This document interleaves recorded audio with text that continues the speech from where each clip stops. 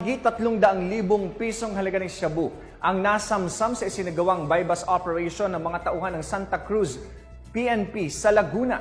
Nakatutok sa balita niya si Pacho Woman Rica May Estiron.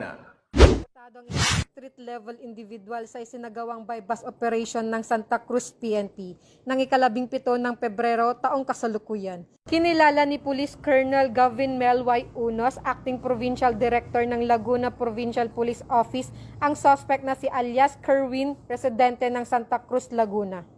Nakumpiska sa kanya ang 5 pirasong plastic sachet na hinhinalang shabu na may timbang naaabot sa 51 grams at nagkakahalaga ng humigit kumulang 346,000 pesos.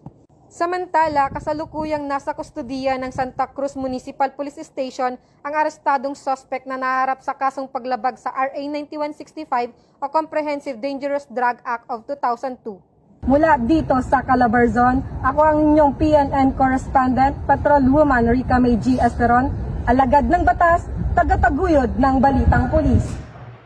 Maraming salamat, Patrolwoman Esteron.